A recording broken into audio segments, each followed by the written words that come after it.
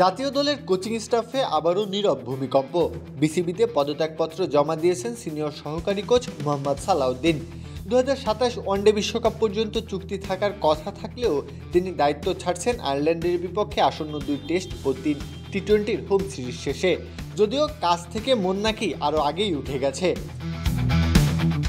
হঠাৎ এমন সিদ্ধান্ত কেন জানতে চাইলে প্রথমে ব্যক্তিগত কারণ বলে পাশ কাটাতে চাইলেও পরে জানিয়েছেন কাজটাকে আর তিনি উপভোগ করছেন না। কেন উপভোগ করছেন না সেই প্রশ্নে মুখ বন্ধ রেখেছেন তিনি। তবে জানিয়েছেন প্রধান কোচ ফিল সিমন্সের সঙ্গে তার কোনো দ্বন্দ্ব নেই। কিন্তু বিসিবির ভেতরের খবর বলছে সম্পর্কের টানাপোড়েন অন্য জায়গায়। ক্রিকেট পরিচালনা বিভাগের প্রধান নাজমুল আবেদিনের সঙ্গে সালাউদ্দিনের যোগাযোগ নাকি অনেকদিন ধরেই বন্ধ।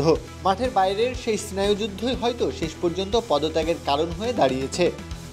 আর এটা ওইটা না, কাপড় ধোয়ার একটাই সলিউশন, চাকা অল ইন ওয়ান। এমন সময় বিসিবি হঠাৎ করে ব্যাটিং কোচ হিসেবে নিয়োগ দিচ্ছেন মোহাম্মদ আশরাফুলকে। আর সেই সিদ্ধান্ত নিয়েও শুরু হয়েছে তুমুল আলোচনা। অনেকেই মনে করছেন এত বড় পর্যায়ে সরাসরি সুযোগ পাওয়া উচিত হয়নি আশরাফুলের। আগে তাকে বয়সভিত্তিক বা এ দলে অভিজ্ঞতা অর্জনের সুযোগ দেওয়া যেত।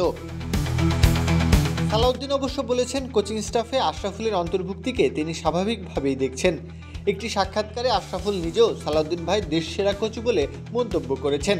এর অর্থ হলো দুজনের মধ্যে বোঝাপড়ার কোনো ঘাটতি নেই। বিসিবি সভাপতি ফারুক আহমেদের দায়িত্ব নেওয়ার পরই সালাউদ্দিনকে জাতীয় দলের সিনিয়র সহকারী কোচের দায়িত্ব দিয়েছিলেন। প্রশংসাও করেছিলেন তার কাজের। কিন্তু বাস্তবে সালাউদ্দিনকে ব্যাটিং কোচ ছাড়াও ব্যাটিং ব্যর্থতার দায় বহন করতে হয়েছে। সর্বশেষ আফগানিস্তান সিরিজেও তার সিদ্ধান্ত প্রশ্নবিদ্ধ হয়। নুরুল হাসানকে দিয়ে উইকেট কিপিং না করিয়ে অধিনায়ক জাকের আলী নিজেই গ্লাভস হাতে নেন। কোচের অনুরোধ সত্ত্বেও প্রধান কোচ সিমন্স হস্তক্ষেপ করেননি। সব মিলিয়ে কোচিং রুমে জমে উঠেছিল অস্বস্তি। আর সেই অস্বস্তিতে শেষমেশ নিজেকে সরিয়ে নিলেন সালাউদ্দিন। ক্রিকেট মহলের অনেকেই মনে করছেন এই পদত্যাগ দেশের কোচিং কাঠামোতেও একটা ছায়া ফেলবে। সালাউদ্দিন ছিলেন সবচেয়ে প্রভাবশালী স্থানীয় কোচদের একজন।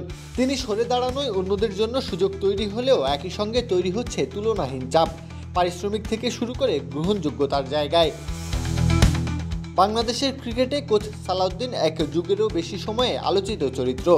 কখনো মাস্টার মাইন্ড, কখনো বিতর্কের কেন্দ্রবিন্দু। সাকিব তামিমদের পরামর্শদাতা হিসেবে যিনি পরিচিত, তার এই বিদায় নিঃসন্দেহে এক যুগের অবসান।